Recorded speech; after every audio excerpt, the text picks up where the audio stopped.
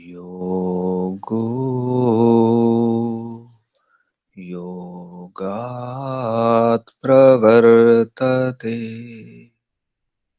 यो प्रमत्तस्तु योगेन स योगी रमते चिरम् यो अप्रमत्तस्तु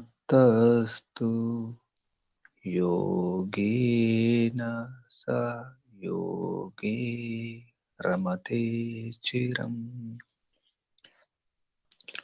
ॐ हृदातष्टेषु मनसो जवेषु यद्ब्राह्मणाः संयजन्ते सखायः अत्राह त्वं विजहुर्वेद्याभिरोह ब्रह्माणो विचरन्त्युत्वे अत्राह त्वं विजहुर्वेद्याभिः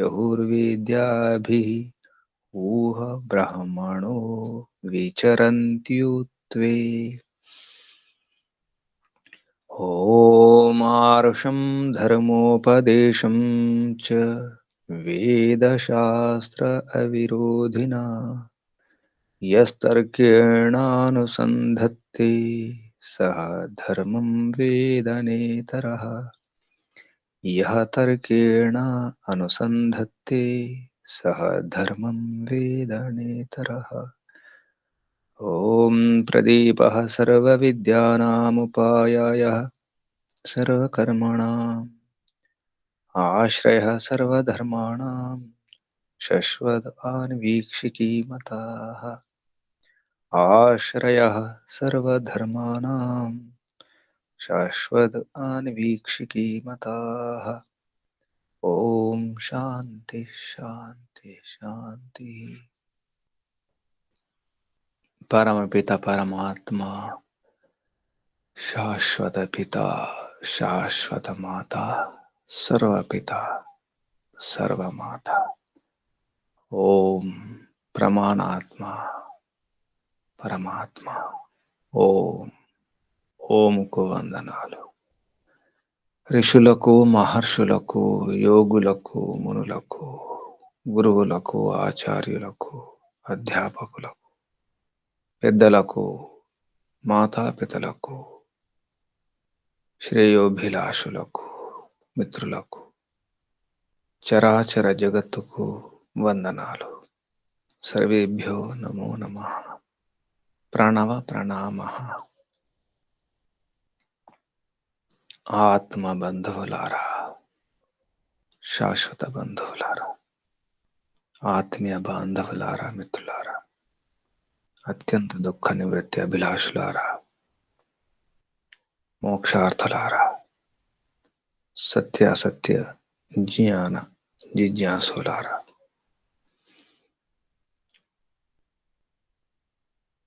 మానవ జన్మ ఎంతో ఉత్కృష్టమైనటువంటి జన్మ ఇది.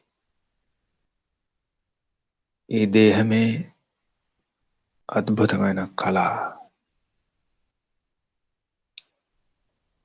పరమ కళాకారుడు పరంపిత పరమాత్మ. ఆ కళాకారుని యొక్క అద్భుతమైనటువంటి నిర్మాణం, శిల్పం, అద్భుత శిల్పం ఈ శరీరం, ఈ మానవ జన్మ. ఎంతో పుణ్యం చేసుకోవాలి. పూర్వజన్మ సుకృత కృతఫలం. ఈ జన్మ ద్వారానే, ఈ శరీరం ద్వారానే మోక్షం పొందడానికి అవకాశం ఉంది. మరో శరీరం ద్వారా సాధ్యం కాదు, సంభవం కాదు. అందుకే ఏమైనా తెలుసుకోవాలి అనుకుంటే, సాధించాలనుకుంటే ఈ బంధనాల నుంచి దూరంగా ఉండాలంటే మోక్షం పొందాలంటే ఈ జన్మయే సాధనం, ధర్మ సాధనం. శరీరం ఆద్యం ఖలు ధర్మ సాధనం. మానవ శరీరం మాత్రమే ఇతర ప్రాణుల, పక్షుల, వృక్షాల శరీరాల ద్వారా కాదు. కానీ ఈ శరీరమే ఆత్మ అనిపిస్తుంది. ఈ శరీరమే నేను అనిపిస్తుంది. ఇంద్రియాలే నేను అనిపిస్తున్నాయి. ఈ బుద్ధి, ఈ మనస్సు, ఈ చిత్తం, ఈ అహంకారం, ఇవే నేను. అసలు నేనెవరు? నేనంటే ఏమిటి? నేను అనే పదార్థం ఏమిటి? దాని స్వరూపం ఏమిటి? లక్షణం ఏమిటి? దాని గుణం ఏమిటి? తెలుసుకోవాలి. ప్రపంచంలో ఎన్నో ఉన్నాయి తెలుసుకోవడానికి. అనేకమున్నాయి. కోటాను కోట్ల వస్తువులున్నాయి, ప్రాణులున్నాయి, పక్షులున్నాయి, ఎన్నో విషయాలున్నాయి. అవన్నీ కూడా కొంతవరకే. కానీ ముఖ్యమైన విషయాలు, తెలుసుకోదగిన విషయాలు, మేయములు, ప్రమేయములు. మేయం అంటే తెలుసుకునదగినది, తెలుసుకోవలసినది. అది కూడా ప్రమేయం, ప్రకృష్టంగా ఉన్నదన్నట్టు పూర్తిగా అర్థం చేసుకోవాలి. ప్రధానంగా ముఖ్యంగా తెలుసుకోవాల్సిన విషయాలు ఏమిటి? ప్రపంచంలో ఎన్నో తెలుసుకుంటున్నాము.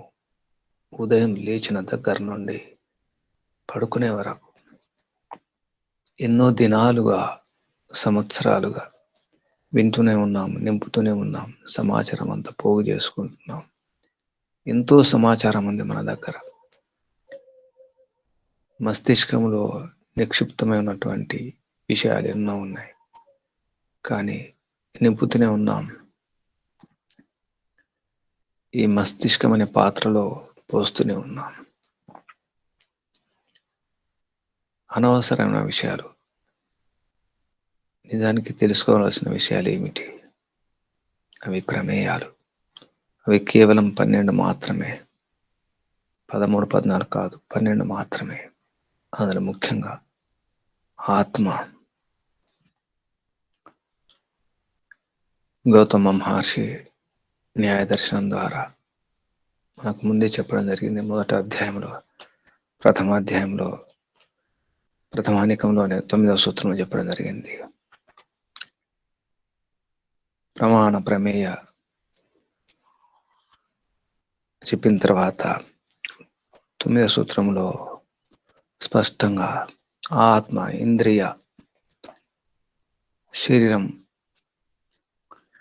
ఆత్మ, శరీరం, తర్వాత ఇంద్రియ, అర్థ, బుద్ధి, మనః, ప్రవృత్తి, దోష, ప్రీత్యాభావ, ఫల, దుఃఖ, అపవర్గాః తు ప్రమేయం. ఇది ప్రమేయం అంటే ఇవన్నీ కలిస్తే ప్రమేయం. నిజానికి కేవలం ఒకటే కాదు. ఆత్మ, శరీరం, ఇంద్రియాలు, అర్థం, బుద్ధి, మనస్సు, ప్రవృత్తి, దోష, ప్రీత్యాభావ, ఫల, దుఃఖ, అపవర్గం. ఈ 12 తెలుసుకోవడమే ప్రమేయము. ఏకవచనంలో చెప్పడం జరిగింది. కానీ మనకు సందేహం, చాలా మందికి సందేహం. సామాన్యులకే కాదు, విద్వాంసులకు కూడా సందేహం ఇది. అసలు ఆత్మ అంటే ఏమిటి? శరీరం లేకపోతే ఆత్మ ఏమి చేయదు. ఇంద్రియాలు లేకపోతే ఏమి తెలుసుకోలేదు. కాబట్టి ఈ ఇంద్రియాలతో కూడుకున్నటువంటి శరీరమే ఆత్మ. అదే చేతనము. ఇంద్రియాలే చేతనము. ఇంద్రియాల సంఘాతము, సమ్మేళనం. కాళ్ళు, చేతులు, ఇవన్నీ భాగాలు, ఈ అవయవాలు అన్నీ కలిసి ఏర్పడినటువంటి ఈ శరీరమే, ఇదే చేతనము, ఇదే ఆత్మ. ఇది కాక మరొకటి లేదు. ఆత్మ అనేది లేదు, ఇంద్రియాలే ఆత్మ అనే సందేహం కలుగుతుంది. ఆ విషయంలో మేధాతిథి అక్షపాదుడు గౌతమ మహర్షి న్యాయ దర్శనం ద్వారా చెప్పడం జరుగుతుంది. గౌతమ మహర్షి యొక్క న్యాయ దర్శనము 3వ అధ్యాయము మొదటి ఆహ్నికం అథ తృతీయ అధ్యాయస్య ప్రథమాహ్నికం. 3వ అధ్యాయంలో మొదటి ఆహ్నికం. 1వ అధ్యాయం 2వ అధ్యాయంలో మనం ముఖ్యంగా 2వ అధ్యాయంలో ప్రమాణాల పరీక్ష చేయడం జరిగింది. అందులో శబ్దము నిత్యం అనిత్యమని, తర్వాత పదం అంటే ఏమిటి, పదార్థం అంటే ఏమిటి, పదార్థంలో ఉన్నటువంటి ముఖ్య విషయాలు, ఆకృతి, వ్యక్తి, ఆకృతి, జాతి, ఆ 3 కలిపితేనే పదార్థం, పదం యొక్క అర్థం, పదం యొక్క ప్రయోజనం. అంటే ఆ మాటకు దాని అర్థం ఏమిటంటే వ్యక్తి ఉండాలి, అంటే వస్తువు ఉండాలి, దాని ఆకృతి, దాని జాతి, ఈ 3 విషయాలు తెలిస్తేనే ఆ పదం యొక్క అర్థం ఉంటుంది, ఆ వస్తువు ఉంటుంది, దాని పదార్థం అంటామని తెలుసుకోవడం జరిగింది 2వ అధ్యాయంలో. ఇప్పుడు 3వ అధ్యాయంలో ప్రమేయాల గురించి, ఇందులో ముఖ్యంగా ఆత్మ, శరీరము, వీటి గురించి ఆరంభం జరుగుతుంది. 3వ అధ్యాయం, 4వ అధ్యాయం. తర్వాత ఈ ప్రమేయాల గురించి ప్రస్తావన, పరీక్ష ఉంటుంది. ఆత్మ వేరు, ఈ దేహము, తర్వాత ఇంద్రియాలు, ఇవన్నీ కూడా భిన్నము అనే విషయంలో గౌతమ మహర్షి చెప్పడం జరుగుతుంది. 3వ అధ్యాయము మొదటానికం సూత్రము దర్శన స్పర్శనాభ్యాం ఏకార్థ గ్రహణం. దర్శన స్పర్శనాభ్యాం ఏక అర్థ గ్రహణం. అర్థం అంటే వస్తువు, ఇక్కడ ఒకే విషయం. అర్థం అంటే ఒకే విషయం కావచ్చు, ఒక వస్తువు కావచ్చు, ఒక ప్రాణి కావచ్చు. దర్శన స్పర్శనాభ్యాం, మనం దర్శనం చేసుకుంటాం. దర్శనము కళ్ళతో చూస్తాము, దూరం నుంచి కళ్ళతో చూస్తాం. దూరం నుండి ఒక వస్తువును చూస్తాము, దాన్ని పట్టుకుంటాం. లేదా ఒకసారి ఒక వస్తువును చూసినాము, మళ్ళీ ఎప్పుడు ఆ వస్తువును పట్టుకున్నాం. ఇంతకుముందు చూసినటువంటి వస్తువు ఇదే, ఆ వస్తువుని నేను పట్టుకుంటున్నాను. ఆ పండునే, ఆ మామిడి పండే, ఆ చెట్టుకున్నటువంటి మామిడి పండే, ఆ మామిడి పండును ఇప్పుడు పట్టుకుంటున్నాను. దర్శన స్పర్శన, నేను చూసింది ఇదే, నేను పట్టుకున్నది ఇదే, అలాగే తింటున్నాం, రుచి చూస్తున్నాం, ఇదే. ఇక్కడ దర్శన స్పర్శన 2 విషయాలు చెప్పడం జరిగింది. 2 ఇంద్రియాల గురించి. కళ్ళు ఒక ఇంద్రియం, స్పర్శ అంటే చేతితో ముట్టుకుంటాం, అంటే చర్మం, స్పర్శ చేస్తున్నాం. ఇందులో అన్ని ఇంద్రియాలు వచ్చేస్తాయి. ఈ వాసన చూడడం, ముక్కుతో వాసన చూడడము, నోటితో రుచి చూడడము, చెవితో శబ్దం వినడం, అన్నీ వచ్చేస్తాయి. అంటే ఒక ఇంద్రియంతో గ్రహించిన విషయాన్ని మిగతా ఇంద్రియాల ద్వారా మనం తెలుసుకున్నప్పుడు ఇది అదే అనిపిస్తుంది. ఎందుకు అనిపిస్తుంది అలా? నిజానికి చూసినటువంటి ఇంద్రియం వేరు, కన్ను, పట్టుకున్నటువంటి ఇంద్రియం చేతులు, చర్మం, ఇది అని ఎలా తెలిసింది ఆ చర్మానికి? చూసిన అదే పండు ఇది అదే అని ఎలా తెలిసింది? అలాగే తింటున్నాం అదే పండు, ఇదే పండు నేను తింటున్నాను, నోటికి ఎలా తెలిసింది అదే పండు అని? వాసన చూస్తే అదే. ఈ విధంగా అదే అని ఎలా తెలిసింది?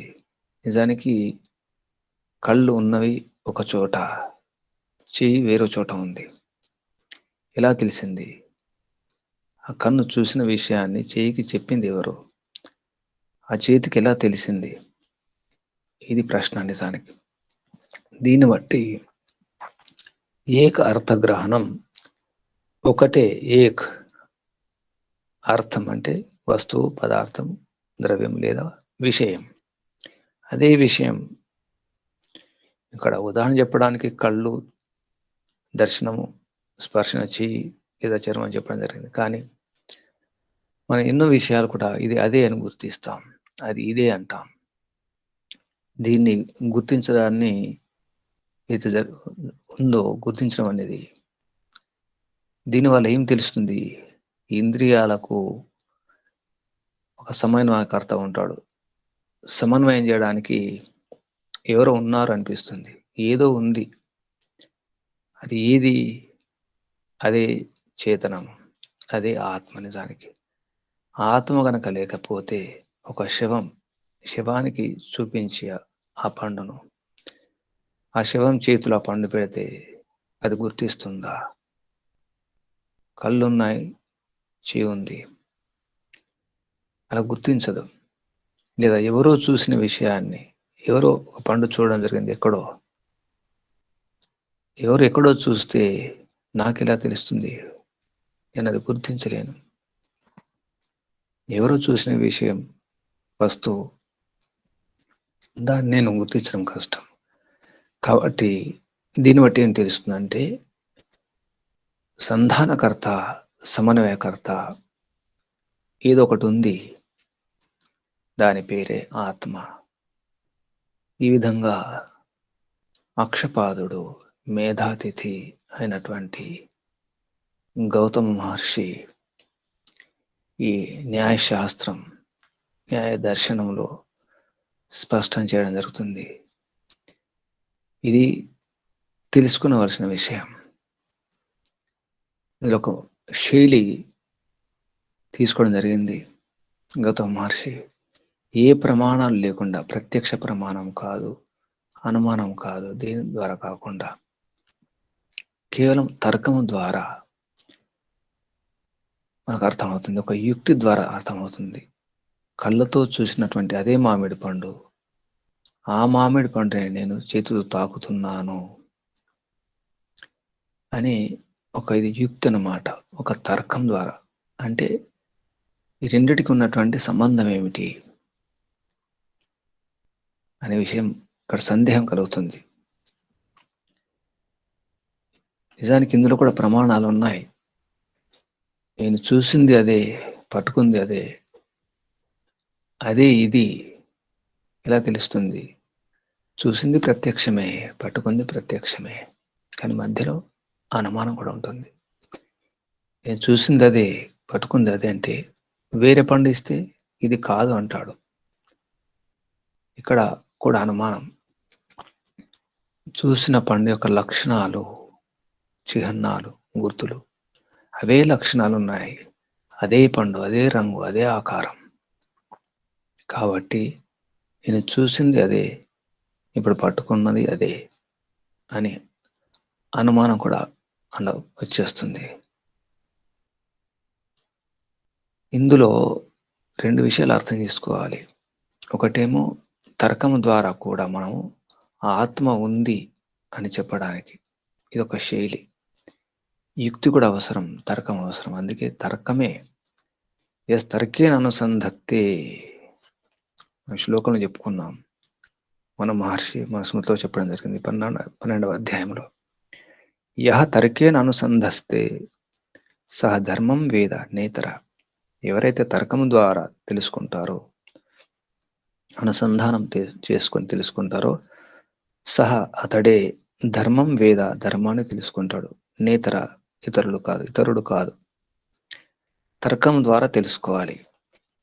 దానికి బుద్ధిని ఉపయోగించాలి. నిజానికి బుద్ధిని సూక్ష్మం చేసుకోవాలి. కుశాగ్ర బుద్ధి కావాలి. అందుకే తర్కమే ఋషి అన్నారు. నిజానికి ఋషులు లేని సమయంలో ఎవరు ఋషి అని ప్రశ్న వస్తుంది నిరుక్తంలో. మాకు ఒక విషయం తెలుసుకోవాలి, స్పష్టంగా అర్థం కావాలంటే అప్పుడు ఋషులు లభించని పక్షంలో ఎలా తెలుసుకున్నది? సత్యము అసత్యం ఎలా తెలిసేది అంటే, నీకు తర్కమైన ఋషిని ఇస్తున్నాను అని చెప్పడం జరిగింది. యాస్క మహర్షి చెప్పడం జరిగింది నిరుక్తంలో. ఈ విధంగా మనకు తర్కశాస్త్రము, న్యాయశాస్త్రము అయినటువంటి ఈ న్యాయదర్శనంలో ఒక ఆయుధం ఇవ్వడం జరిగింది. ఒక సాధనం, ఒక కొలమానం. అదే తర్కం, యుక్తి. దర్శన స్పర్శనాభ్యాం ఏకార్థ గ్రహణం. దర్శించినదే స్పర్శిస్తున్నాను. వీటి ద్వారా దర్శన స్పర్శనాభ్యాం. తృతీయ విభక్తి ద్వివచనం. దర్శన స్పర్శనాదుల ద్వారా ఏక అర్థ, ఒకే అర్థాన్ని, ఒకే విషయాన్ని, ఒకే వస్తువును, ఒకే పదార్థాన్ని గ్రహిస్తున్నాను. గ్రహణం జరుగుతుంది అంటే తెలుసుకోవడం జరుగుతుంది. ఈ విధంగా గౌతమ మహర్షి శరీరం ఇంద్రియాల కంటే భిన్నంగా ఆత్మ ఉంది అని ఒప్పుకోవాలి. ఆత్మ ఒకటి ఉంటుంది తప్పకుండా. ఆత్మ లేకుండా ఇది జరగదు. ఎందుకంటే మధ్యలో అనుసంధానం చేసేవారు కావాలి కదా, సమన్వయం చేసేవారు కావాలి, కలిపేవారు కావాలి.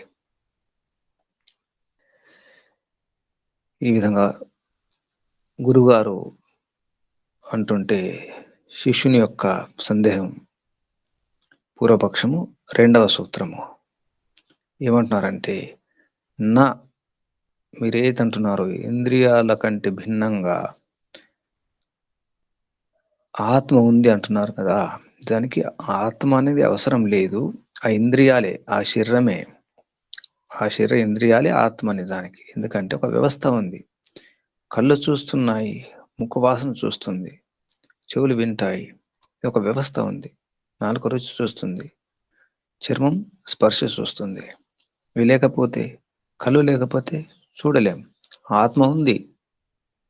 మీరు ఆత్మ ఉంది అంటున్నారు కదా, ఆత్మ ఉన్నప్పటికీ కూడా ఒకవేళ కళ్ళు లేకపోతే ఎలా తెలుస్తుంది? ముక్కు లేకపోతే వాసన ఎలా చూస్తారు?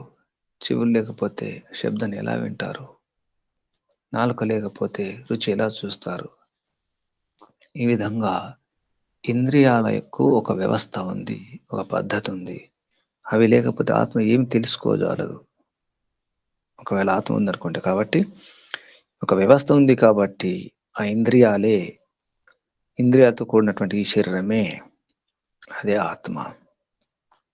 వీటికి భిన్నంగా మరొక ఆత్మ అనేది లేనే లేదు అని శిష్యుడు ప్రశ్న అడగడం జరుగుతుంది, సందేహించడం జరుగుతుంది. మీరు చేతనాత్మ ఒకటి ఉందంటున్నారు కదా, అది నా కాదు. విషయ వ్యవస్థానాత్, విషయం వ్యవస్థీకృతంగా ఉంది. ఇది ఒక వ్యవస్థ ఉంది కాబట్టి, వ్యవస్థితంగా ఉంది కాబట్టి అని చెప్పడం జరిగింది.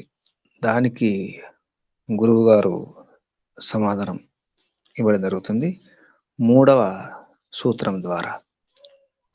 గౌతమ మహర్షి న్యాయదర్శనము 3వ అధ్యాయము మొదటి ఆహ్నికంలో 3వ సూత్రం. తద్ వ్యవస్థానాత్ ఏవ ఆత్మ సద్భావాద్ అప్రతిషేధ. తద్ వ్యవస్థానాత్ ఏవ ఆత్మ సద్భావాత్ అప్రతిషేధ.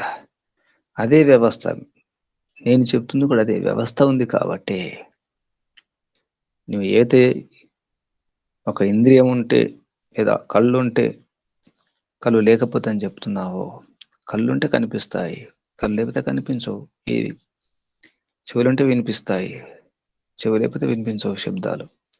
అదే వ్యవస్థ, దాని ద్వారా తద్వ్యవస్థానాత్, ఆ వ్యవస్థ వలననే, ఒక నియమం ఉంది కాబట్టి దాని వలననే ఆత్మ సద్భావాత్, ఆత్మ యొక్క సద్భావన అంటే ఆత్మ యొక్క ఉనికి, సద్భావ మంచి భావం, భావం అంటే ఇక్కడ ఉనికి, సత్తా, భూసత్తాయాం ధాతువుతో భావాత్, ఆత్మ ఉందని స్పష్టంగా ఉనికి తెలుస్తుంది.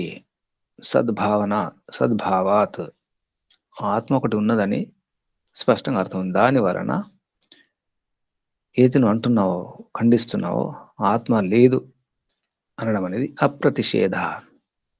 ఇది నువ్వు నిషేధం ఏతుందో అది అనిషేధం అవుతుంది. అప్రతిషేధ. ప్రతిషేధము, అప్రతిషేధము. ప్రతిషేధం అంటే కాదని ఖండించడం. అది తప్పు. ఆత్మ లేదు అనడం తప్పు. ఇంద్రియాలు, శరీరమే ఆత్మ అనడం తప్పు. నువ్వు ఏదైతే వ్యవస్థ అంటున్నావో ఆ వ్యవస్థ దాని వలననే, అది ఉండడం వల్ల, అదే కారణంగానే ఆత్మ ఒకటి ఉందని తెలుస్తుంది, ఉనికి తెలుస్తుంది. కాబట్టి నీవన్నది ఆత్మ లేదనడం తప్పు, అప్రతిషేధము.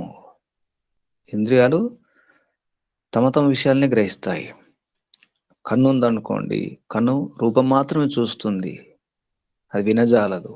చెవి వింటుంది కానీ చూడజాలదు. మిగతా పనులు చేయజాలదు. రుచి చూడం కానీ, స్పర్శ చూడం కానీ చెవి చేయదు. అలాగే కళ్ళు చూస్తాయి, మిగతా పనులు చేయవు. ఒక ఇంద్రియానికి ఒక వ్యవస్థ ఉంది. వీటన్నిటిని నడిపించే ఒక వ్యవస్థ కూడా ఉంది. ఉదాహరణకు చీకట్లో వస్తువులు ఉన్నాయి. చీకట్లో వస్తువులు ఉంటే దీపంతో వాటిని చూడవచ్చు మనం. దీపం లేకపోతే అయినా వస్తువులు ఉంటాయి, దీపం ఉన్న వస్తువులు ఉంటాయి. దీపం ఉంది కాబట్టి వస్తువులు ఉన్నాయి, దీపం లేకపోతే వస్తువులు లేవు అనకు కుదరదు. అయితే ఆ దీపమే ఆత్మ అంటే ఎలా? దీపం అనేది అదొక జడ పదార్థం, అదొక సాధనం మాత్రమే. అది కరణం. అందుకే కరణాలు, బాహ్య కరణాలు, అంతఃకరణాలు అంటాం. ఇంద్రియాల పేరు కరణాలు. బాహ్య కరణాలు అంటే బయట కరణాలు, బయట సాధనాలు. జ్ఞానం పొందడానికి సాధనాలు, కరణాలు, పరికరాలు. అంతఃకరణాలు మనసు, చిత్తం, బుద్ధి, అహంకారం. అంతఃకరణాలు లోపలి సాధనాలు. అవి కరణాలు మాత్రమే. మనం ఒక కర్రతో పామును కొడతాం అనుకోండి, ఆ కర్ర మాత్రమే ఆత్మ అంటే ఎలా? కర్రతో పామును కొట్టడం జరుగుతుంది, ఆ కర్రయే ఆత్మ అంటే కుదరదు కదా. అది కరణం, సాధనం. కర్ర ఒక సాధనం. గొడ్డలితో కట్టెలు కొడుతున్నాడు, ఆ గొడ్డయే ఆత్మ అంటే ఎలా? అలాగే కంటితో చూడడం జరుగుతుంది, కన్నే ఆత్మ అంటే కుదరదు. కన్ను ఒక సాధనం, చెవులు సాధనం, ముక్కు సాధనం, నోరు సాధనం, చర్మం సాధనం, చివరికి శరీరమే సాధనం, ధర్మ సాధనం. ఈ విధంగా ఆత్మ ఒకటి ఉంటుంది. ఆత్మ లేకుండా శరీరం ఏం చేయజాలదు. ఆత్మ యొక్క సహాయం వలననే, ఆత్మ యొక్క సహకారం వలననే ఇంద్రియాలు పనిచేస్తాయి. కాబట్టి ఆత్మ ఉంటుంది. ఇంద్రియాలు అవసరం. ఇంద్రియాలు సాధనాలు మాత్రమే. లేకపోతే దీపాన్నే మనం ఆత్మ అనాల్సి వస్తుంది. అంటే సాధనాన్నే ఆత్మ అనాల్సి వస్తుంది. చేతితో కలాన్ని పట్టుకొని రాస్తున్నాం, ఆ కలమే రాస్తుందంటే కుదరదు కదా. ఆ కలమే ఆత్మ అంటే కుదరదు. ఆ విధంగా సాధనాలను ఆత్మ అంటే కాదు, ఆత్మ వేరు అని చెప్పడం జరిగింది. 3వ సూత్రంలో శిష్యుడు ఏదైతే హేతువు లేదా యుక్తి, ఒక తర్కం ద్వారా అడగడం జరిగిందో, అదే తర్కాన్ని ఉపయోగించుకొని గురువుగారు ఆత్మ ఉంది, శరీరం ఇంద్రియాతో ఉన్నటువంటిది, అది ఆత్మ కాదు. ఆత్మ వీటి ద్వారా, శరీరం ద్వారా, ఇంద్రియాల ద్వారా, మనసు, బుద్ధి, చిత్తం, వీటి ద్వారా పని తీసుకుంటుంది. అంతేకాని ఆత్మ లేకుంటే కుదరదు. ఒక శవం ఏమి చేయజాలదు. శరీరం ఉంటుంది, కళ్ళు ఇవన్నీ కనిపిస్తుంటాయి. ఆత్మ లేదనుకోండి, ఏమి చేయజాలవు. అన్నీ ఉన్నాయి మన ఇంట్లో, ఫ్యాన్ ఉంటుంది, కూలర్ ఉంటుంది, అన్నీ ఉంటాయి, యంత్రాలు అన్నీ ఉన్నాయి. కానీ కరెంటే లేకపోతే, విద్యుత్తే లేకపోతే ఏవి పని చేయజాలవు. ఆ ఫ్యానే విద్యుత్ అనుకుంటే ఎలా? ఆ కూలరే విద్యుత్ అనుకుంటే ఎలా? ఈ విధంగా అర్థం చేసుకోవాలి. అంటే శక్తి ఒకటి కావాలి. శక్తి లేకుండా ఈ పరికరాలు పని చేయవు. ఆ శక్తే ఆత్మ నిజానికి. ఆ విధంగా తర్వాత ఇంకొక తర్కం ద్వారా గురుగారు చెప్పడం జరుగుతుంది. 4వ సూత్రములో న్యాయదర్శనము 3వ అధ్యాయము మొదటి ఆహ్నికం ప్రథమాహ్నికంలో 4వ సూత్రం శరీర దాహే పాతకాభావాత్. శరీర దాహే శరీరం దహించడములో సప్తమి భక్తి దాహే పాతక అభావాత్. పాతకము అభావం ఉంటుంది. పాతకం అంటే ఏమిటి? పాతకం అంటే హింస. హింసతో కూడిన పాపమే పాతకం. మహాపాతకం అంటారు. గోహత్య, బ్రాహ్మణహత్య మహాపాతకాలు. పాతకం అన్నా పాపం అని ఒకటే అనుకుంటారు. పాతకం వేరు, పాపం వేరు. హింసతో కూడుకున్నటువంటిది పాతకం అవుతుంది. ఎవరైనా చంపడము లేదా కాల్చేయడం, శరీరంతో సహా హింస చేస్తూ, హింస లేకుండా కూడా పాపాలు చేస్తాం. అబద్ధాలు ఆడతాం, లేదా దొంగతనం చేస్తాం, మోసం చేస్తాం, అవి కూడా పాపాలే. కానీ పాతకం అంటే హింస. ఇక్కడ శరీరాన్ని దహించడం జరుగుతుంది. తల్లో తండ్రో ఎవరో చనిపోతే పిల్లలు దహనం చేస్తారు. ఆ శవాన్ని, ఆ శరీరాన్ని కాల్చేస్తారు. అటువంటప్పుడు అది పాతకం కావాలి కదా. శరీరాన్ని కాల్చడం అనేది పాపం అవుతుంది, హింస అవుతుంది కదా. శరీర దాహే పాతక అభావాత్. శరీరంను దహించడంలో పాపము లేదు, పాతకము లేదు. లేకపోవడం వలన శరీరము చేతనము కాదు. శవాన్ని ఆత్మ వెళ్ళిపోయిన తర్వాత అయితే నిశ్చేతనంగా ఉంటుందో ఆ శరీరాన్ని, ఆ శవాన్ని కాల్చడం జరిగినప్పుడు ఎవరు పాపం అనరు, పుణ్యం అంటారు.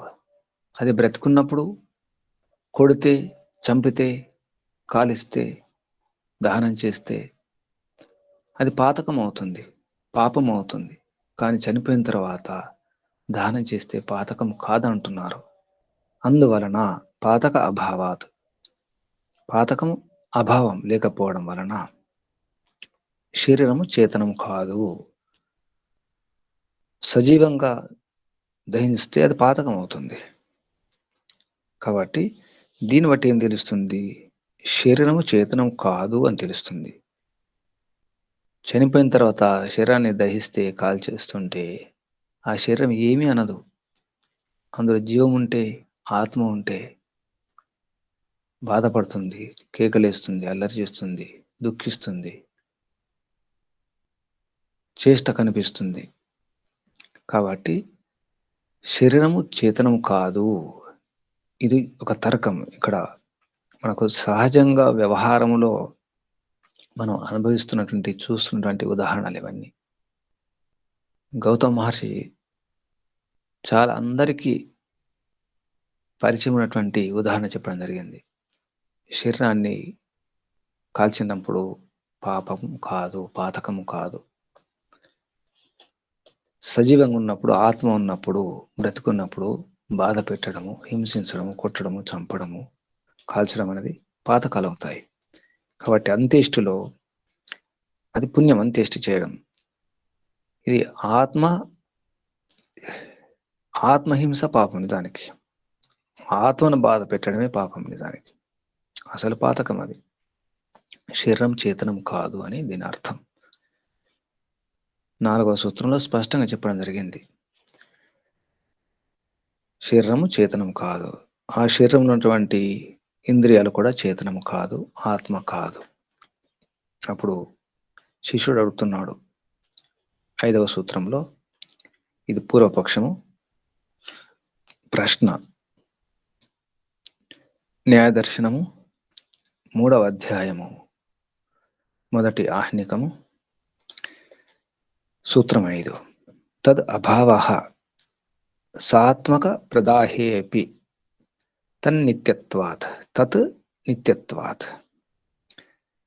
తత్ నిత్యత్వాత్. ఆత్మ నిత్యం. ఎందుకంటే ఆ ఆత్మకు చావు లేదు. నయనం ఛిన్నంతి శస్త్రాన్ని నయనం దహతి పావక నచైనం క్లేదయంతి అపో నశోచయతి మారుత.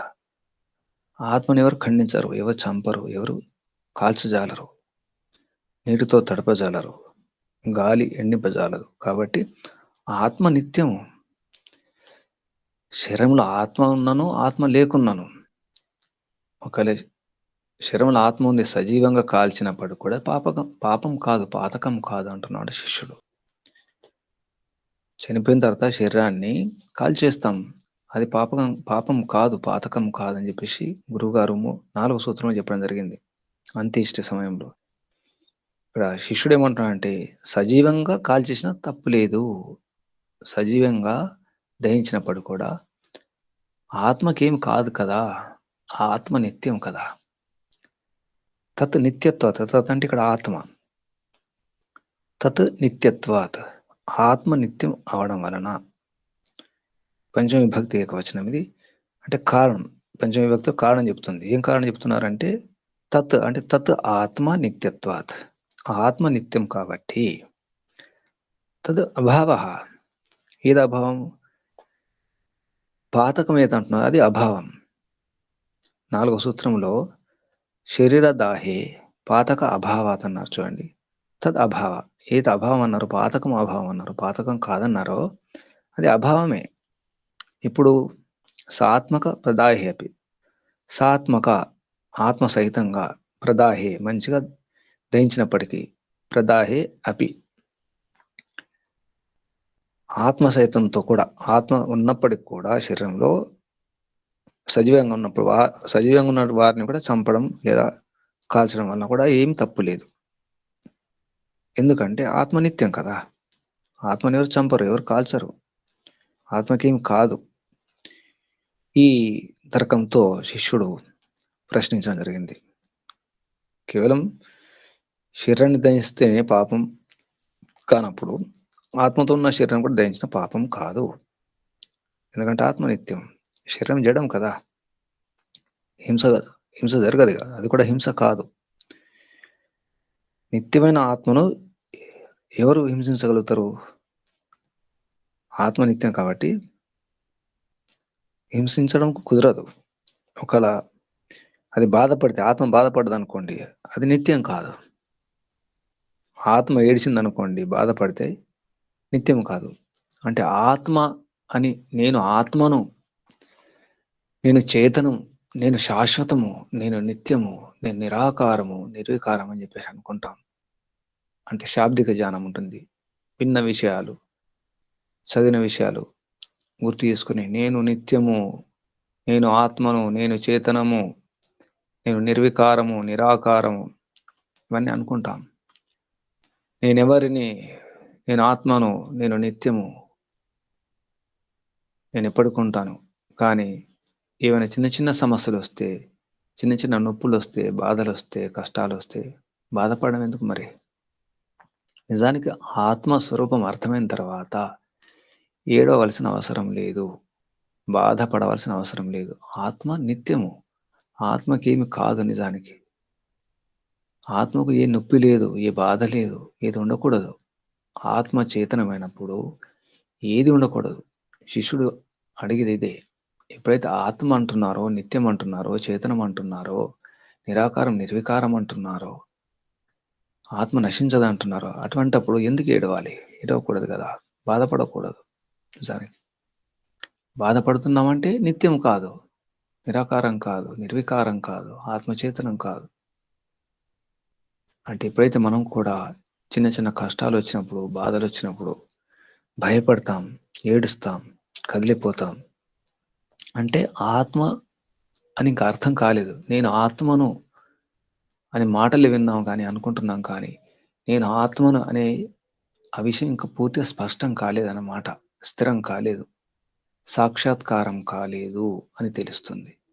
ఎప్పుడైతే నేను ఆత్మను, నా స్వరూపం ఇది, నా స్వభావం ఇది, నా లక్షణం ఇది అని తెలుస్తుందో, నా శక్తి, నా సామర్థ్యం ఇది అని అర్థమవుతుందో, ఏడవలసిన అవసరం లేదు.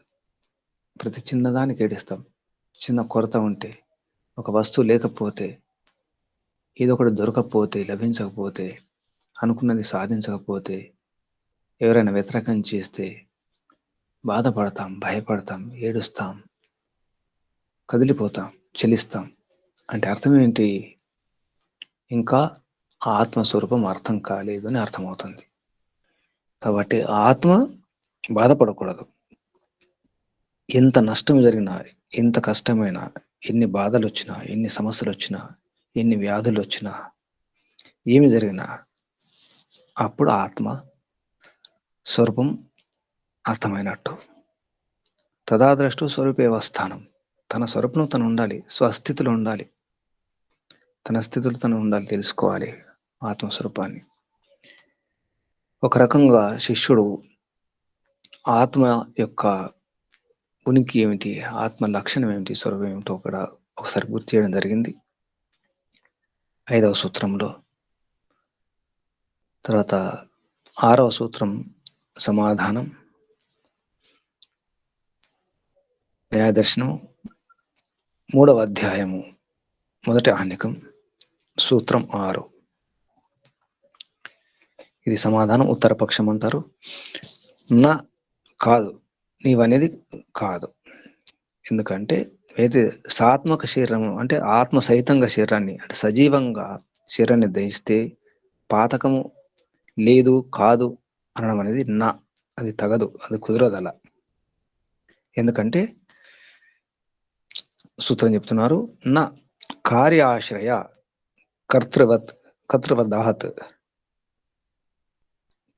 కర్తృవధాత్ కార్యాశ్రయము. ఈ కార్యాలకు ఆశ్రయం ఏమిటి, ఆలంబనము, ఆధారం ఏమిటి? ఈ సుఖాలు దుఃఖాలు ఏవైతే ఉన్నాయో ఎవరు అనుభవిస్తున్నారు? ఇక్కడ అనుభవించేది ఎవరు? శవములో సుఖం దుఃఖం ఏమి ఉండదు. శవం ఏడవదు, శవం నవ్వదు, శవం బాధపడదు, సంతోషించదు. ఆత్మ సహితం ఉన్నటువంటి శరీరంలోనే సజీవంగా ఉన్నప్పుడే ఈ సంతోషపడము, ఏడవడము, బాధపడము అంటే సుఖ దుఃఖాలు అనుభవించడం జరుగుతుంది. కాబట్టి కార్య ఆశ్రయ, ఈ కార్యాలు ఏవైతున్నాయో సుఖ దుఃఖాల అనుభవం. ఇప్పుడు కార్యం అంటే ఇక్కడ సుఖ దుఃఖాలు అనుభవించడం. ఈ సుఖ దుఃఖాలు అనుభవించడానికి ఏదైతే ఆశ్రయం ఉందో శరీరము, ఆ శరీరంలో ఆత్మ ఉంది, కర్త. ఆత్మ ఉన్నప్పుడు దాన్ని వధించడం వలన, శరీరంలో ఆత్మ ఉన్నప్పుడు సజీవంగా ఉన్నప్పుడు వధించడం వలన కర్తృవధాత్, కర్తను ఇక్కడ కర్త ఎవరు? ఆత్మ. ఆత్మ సహితంగా ఉన్నప్పుడు సజీవంగా ఉన్నప్పుడు వధించడం వలన, చంపడం వలన ఏమవుతుంది? అది పాతకం అవుతుంది. నువ్వనేది తప్పు. ఉన్నా ఆత్మ సహితంగా శరీరంను దహించినప్పుడు, కాల్చినప్పుడు పాతకం లేదు అనడం తగదు. ఆత్మ నిత్యమే, నశించదు. ఆత్మని ఎవరు చంపరు, ఎవరు ఏం చేయజాల. కానీ సుఖ దుఃఖాలను ఎవరు అనుభవిస్తున్నారు? ఈ సుఖ దుఃఖాల వీటిని, ఈ అనుభవాన్ని ఎవరు అనుభవిస్తారు? శరీరంతో ఉన్నటువంటి ఆత్మ. శరీరము ఆత్మల యొక్క సంబంధం ఒకటి ఉంటుంది. నిజానికి హింస అంటే ఏమిటి, పాతకం అంటే ఏమిటి? శరీరము ఆత్మకు ఉన్నటువంటి ఏదైతే సంబంధం ఉందో ఒక విశిష్ట సంబంధం ఉంటుంది. శరీరంలో ఆత్మ ఉందంటే దానికి ఒక కారణం ఉంది. ఆ సంబంధం విశిష్ట సంబంధం. శరీరం నుండి ఆత్మను వేరు చేయడం అంటే చంపడం అనేది అది హింస అవుతుంది, అది పాతకం అవుతుంది. కాబట్టి సజీవంగా ఉన్నప్పుడు బాధ పెట్టడం కానీ, మనసుకు బాధ పెట్టడం కానీ, శరీరానికి బాధ పెట్టడం కానీ, తిట్టడం ద్వారా, కొట్టడం ద్వారా, చంపడం ద్వారా, ఈ దహించడం ద్వారా ఏది జరుగుతుందో అవి పాతకాలే. అది హింసనే అవుతుంది, మానసిక హింస. అందుకంటారు మానసిక హింస అంటారు, శారీరక హింస అంటారు. అదే శరీరాన్ని కొట్టినా తిట్టినా ఎటువంటి బాధ లేదు, బాధపడడం ఉండదు. ఆత్మ ఉన్నప్పుడు బాధపడడం ఉంటుంది. మానము, సమ్మానము, అవమానం ఇవన్నీ ఉంటాయి. ఆత్మ సంతోషిస్తుంది, ఆత్మ బాధపడుతుంది, అసంతృప్తి ఉంటుంది, నిరాశ నిస్పృహలు ఉంటాయి, భయాలుంటాయి, బిడియాలుంటాయి. కాబట్టి అన్ని అనుభవిస్తున్నప్పుడు అంటే ఈ అనుభవాలకు, సుఖ దుఃఖాలకు, వీటన్నిటికీ ఆయతనం, ఆధారం, ఆలంబనం ఏతుందో అది శరీరం. కేవలం శరీరం ఏం చేయజాలదు. మళ్ళీ ఆత్మ ఉన్నప్పుడు అది పాతకమే అవుతుంది. కానీ శరీరం నుంచి ఆత్మ వెళ్ళిపోయిన తర్వాత ఆ దేహాన్ని, ఆ శరీరాన్ని కాల్చేస్తే అంత్యేష్టిలో అది పాతకం కాదు. దీని అర్థం అది అని శిష్యునికి గురువారు చెప్పడం జరిగింది. కాబట్టి ఆత్మ నిత్యమే, ఆత్మ ఉంటుంది. ఆత్మ లేకుండా శరీరం ఏమి చేయజాలదు. అలాగే ఈ శరీరము, ఇంద్రియాలు ఆత్మకు సాధనాలు. ఈ సాధనం లేకుండా కూడా ఏం చేయజాలం. మనం ఏదైనా చేస్తున్నామంటే కాళ్ళు, చేతులు, ఇంద్రియాలతోనే చేస్తున్నాం. అలాగే మనకు పనిముట్లు అవసరం, పరికరాలు అవసరం. కర్రలు కావాలంటే గొడ్డలు కావాలి. గొడ్డలు ఒక సాధనం. వంట చేసుకోవడానికి పాత్రలు కావాలి, తినడానికి పళ్ళెం కావాలి, మనకు వాహనం కావాలి. ఎన్నో సాధనాలు అవసరం. మంచి మెకానిక్ అనుకోండి, సాధనాలు లేకపోతే పని చేయలేడు. విద్య ఉంది కానీ సాధనాలు లేవు. సాధన లేకపోతే ఎవరేం చేయగలరు. మంచి కళాకారుడు, చిత్రకారుడు కానీ బ్రష్ లేదు, రంగు లేవు అనుకోండి, ఏ పెన్సిల్ లేదు, ఎలా బొమ్మలు గీయగలుగుతాడు? గీయలేడు. బొమ్మలు గీయాలంటే, చిత్రలేఖనం చేయాలంటే చిత్రకారునికి సాధనాలు కావాలి. ఊడవాలి, చెత్త తీసేయాలంటే చీపురు కావాలి. ఏదో ఒక సాధనం కావాలి కదా. అలాగే ఆత్మకు ఈ శరీరము, ఇంద్రియాలు, ఈ అంతఃకరణాలు ఇవన్నీ కూడా సాధనాలు. అవి జడ పదార్థాలు, అవి జడాలు. కాబట్టి ఆత్మ ఉంది, శరీరం ఇంద్రియాలు కాదు అని స్పష్టం చేయడం జరిగింది. మరొక సూత్రం ద్వారా చెప్తున్నారు. ఇదొక తర్కము యుక్తి ద్వారా న్యాయదర్శనము 3వ అధ్యాయము మొదటి ఆహ్నికము 7వ సూత్రం. సవ్య దృష్టస్య ఇతరేణ ప్రత్యభిజ్ఞానాత్. ప్రత్యభిజ్ఞ అంటే గుర్తించడం, గుర్తుపట్టడం. దాని ద్వారా ప్రతి అభిజ్ఞానాత్ దాని పట్ల అన్ని వైపుల నుంచి జ్ఞానం కలగడం అంటే గుర్తుపట్టడము. ప్రతి అభిజ్ఞానాత్ బాగా అన్ని వైపుల నుంచి సరిగ్గా జ్ఞానం ఉండడం వల్ల, అంటే గుర్తించడం వల్ల ఇది అదే అని చెప్తాం, ఇది ఇదే అని చెప్తాం. దానికి ఒక హేతు ఏంటంటే, చాలా మంచి హేతు. సవ్య దృష్టస్య ఇతరేణ. సవ్య అంటే ఎడమ కన్నుతో చూసినాము. ఎడమ కన్నుతో చూసిన తర్వాత, ఎడమ కన్ను మూసుకున్న తర్వాత కుడి కన్నుతో చూస్తాం. కుడి కన్నుతో చూసి ఇంత ముందు చూసిన వస్తువు ఇదే, అదే పదార్థం, అదే వస్తువు చెప్తాం. ఎలా తెలిసింది? ఇప్పుడు ఒక వస్తువును చూసినాము, అప్పుడు చూసిన వస్తువు ఇదే, నేను నిన్న చూసిన వస్తువు ఇదే అని చెప్తాం. కాబట్టి ఇక్కడ ఎడమ కన్నుతో చూసింది కుడి కన్ను ద్వారా తెలుస్తుంది. ప్రత్యభిజ్ఞ అంటే గుర్తుపట్టడం జరుగుతుంది. ఎడమ కన్ను వేరు, కుడి కన్ను వేరు కదా, తెలియకూడదు. కాబట్టి దీని ద్వారా ఏం తెలుస్తుంది? రెండు కళ్ళను సమన్వయం చేసి అనుసంధానం చేసేటువంటి ఈ కలిపే ఏతుందో, కలిపేది రెండు.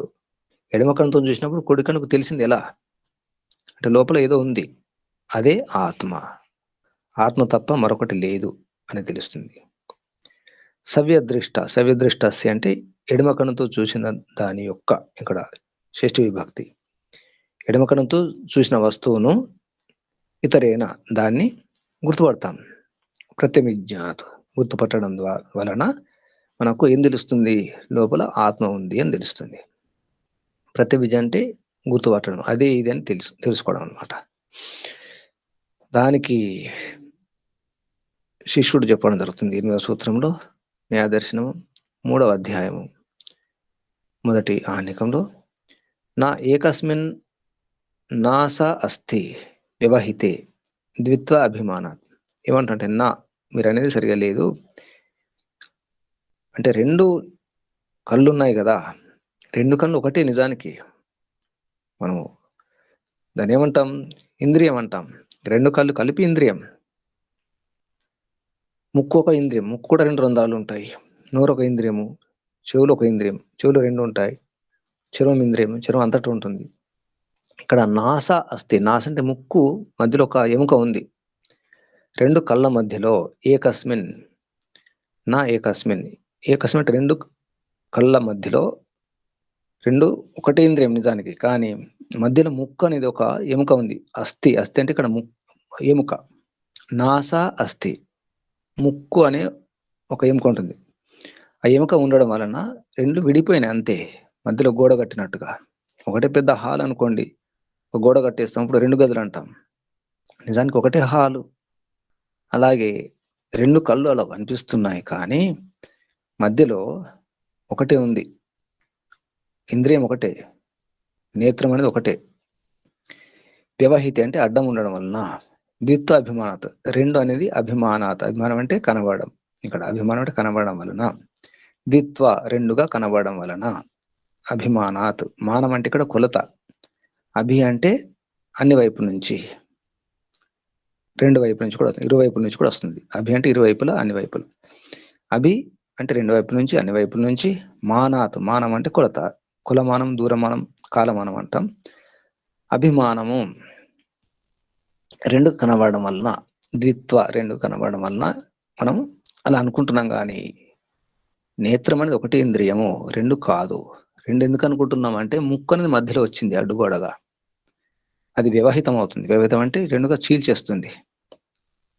వ్యవహితం, హితము అవహితం, వ్యవహితం అంటే రెండుగా చీల్చుతుంది. కాబట్టి అందువలన నేత్రము ఒకటి కానీ రెండు కనిపిస్తుంది. అందుకే ఎడమ కన్నుతో చూసిన దాన్ని కుడి కన్నుతో గుర్తుపడుతున్నాం. అందులో పెద్ద విషయం ఏం లేదు కదా. విశేషం, ఎడమ కన్నుతో చూసినాము, కుడి కన్నుతో గుర్తుపడుతున్నాం, రెండు ఒకటే కాబట్టి అని శిష్యుడు చెప్పడం జరిగింది. ఈ విధంగా యుక్తి పైన యుక్తి, తర్కం ద్వారా ఆత్మ ఉంది, శరీరము ఇంద్రియాలు ఆత్మ కాదు, శరీరం ఇంద్రియాలు సాధనాలు, అవి కరణాలు మాత్రమే, అవి చేతనం కాదు, అవి జడ పదార్థాలు అని చెప్పే ప్రయత్నం చేస్తున్నారు గురువు గారు. దానికి 9వ సూత్రంలో గురువుగారు సమాధానం ఇవ్వడం జరిగింది. ఒకవేళ ఎడమ కన్ను చెడిపోతే కుడి కన్ను కూడా చెడిపోవాలి కదా అనే విషయంలో చెప్పడం జరుగుతుంది. ఏక వినాశే ద్వితీయ వినాశాత్ నైకత్వం. ఏక వినాశే, ఒకటి వినాశమైనప్పుడు, ఒకటి చెడిపోయినప్పుడు, ద్వితీయ వినాశాత్ రెండోది కూడా నశింపవాలి, చెడిపోవాలి. నైకత్వం ఆ విధంగా లేదు. అంటే ఇంద్రియం ఒకటి కాదు, నేత్రేంద్రియం అనేది కన్ను ఒకటి కాదు, రెండు అవి వేరు వేరే.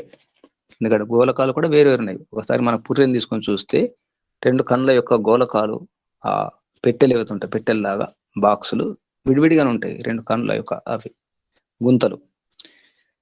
కాబట్టి ఎడమ కన్ను చెడిపోతే కుడి కన్ను కూడా చెడిపోవాలి. అది చెడిపోవడం లేదు కదా. ఎడమ కన్ను చెడిపోయినా కుడి కన్ను పని చేస్తుంది. కాబట్టి ముక్కు మధ్యలో వస్తుంది కాబట్టి ఒకటే కన్ను అనడం తప్పు. అవి రెండు వేరు వేరు, రెండు నేత్రాలు రెండు వేరు వేరే ఉంటాయి. కాబట్టి నీవైతే యుక్తి చెప్పడం జరిగిందో అది తప్పు అని చెప్పేసి శిష్యునికి చెప్పడం జరిగింది గురువు గారు. ఇక్కడ వ్యవహారం గమనించండి. ఒకరు ఒక యుక్తి ప్రయోగం చేస్తే అదే యుక్తిని తీసుకొని గురువుగారు సమాధానం ఇవ్వడం జరిగింది. మన వ్యవహారంలో కూడా ఇది సూక్ష్మంగా అర్థం చేసుకోవాలి, ఎలా మాట్లాడాలి అనేది ఇక్కడ మనకు నేర్పిస్తున్నారు.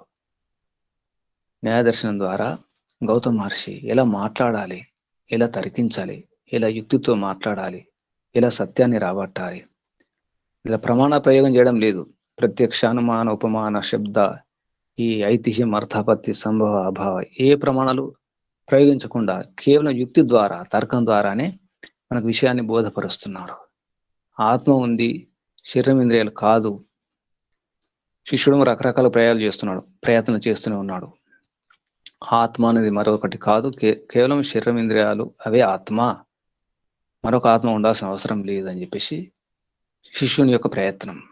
దానికి గురువుగారు ఆ శిష్యుని యొక్క ఆ యుక్తులనే, ఆ తర్కాన్ని తీసుకొని సమాధానం ఇవ్వడం జరుగుతుంది.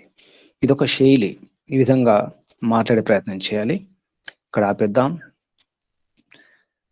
ఆత్మ అనేది చేతనము, ఆత్మ లేకుండా ఏమి జరగదు అనే విషయాన్ని అర్థం చేసుకోవాలి. శరీరము ధర్మ సాధనం మాత్రమే, ఇంద్రియాలు కూడా సాధనాలు మాత్రమే.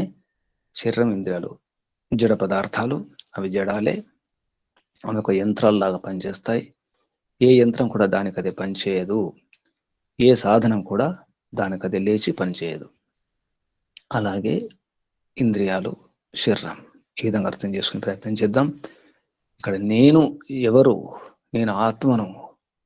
అటువంటప్పుడు ఆత్మ అంటే ఏమిటి, ఆత్మ ఉందని ఎలా తెలుసుకుంటావు, ఆత్మ చేతనం అని ఎలా తెలుస్తుంది, ఈ విధంగా కూడా యుక్తుల ద్వారా, తర్కం ద్వారా తెలుసుకునే ప్రయత్నం చేయాలి.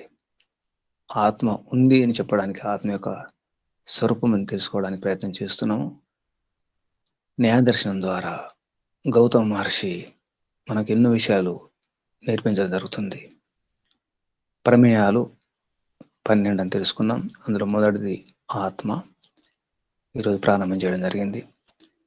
తర్వాత క్రమంగా ఒక్కొక్క విషయం తెలుసుకుంటాం. ఆత్మ, శరీరం, తర్వాత ఇంద్రియాలు, ఇంద్రియ అర్థాలు, ఈ విధంగా 12 ప్రమేయాల గురించి తెలుసుకోవాలి. చివరికి అపవర్గం, మోక్షం గురించి. మనకు కావాల్సింది మోక్షం.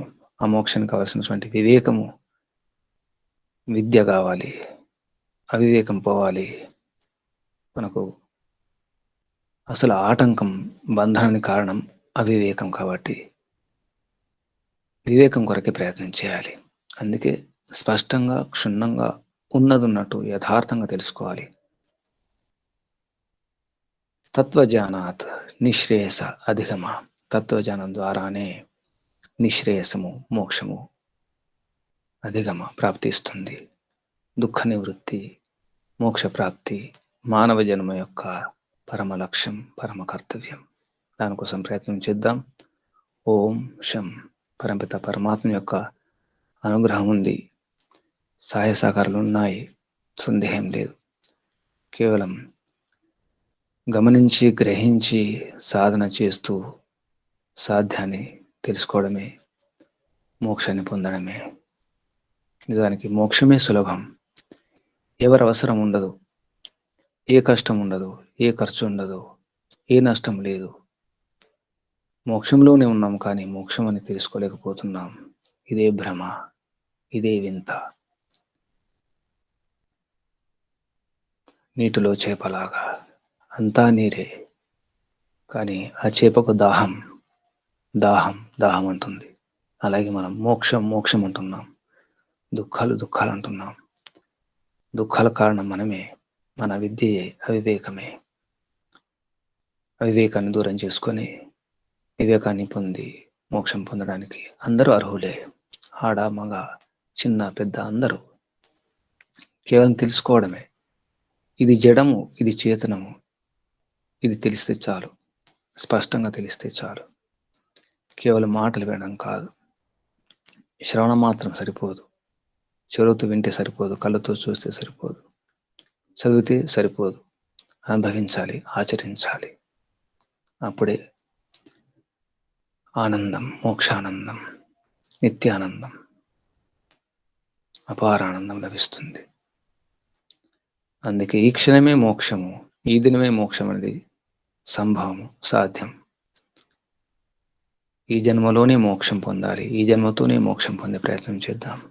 దానికి పరమపిత పరమాత్మ తోడు ఉన్నాడు, ఎల్లవేళలా, సదా సర్వరక్షకుడు, సదా రక్షకుడు. పరమపిత పరమాత్మకు వందనాలు, ఋషులకు మహర్షులకు వందనాలు, అందరికీ వందనాలు, ధన్యవాదాలు. ఓం శం. శాంతి శాంతి. శాంతి పాఠం. ఓం. ओम जो शांतिरंतरिक्षं शांतिः पृथिवी शांतिराप शांतिरोषधयः शांतिः वनस्पतयः शांतिर्विश्वे देवाः शांतिः ब्रह्म शांतिः सर्वं शांतिः शांतिरेव शांतिः सामा शांतिरेधि ओम शांति शांति शांति। सर्वेभ्यो नमो नमः। नमस्ते गुरुजी।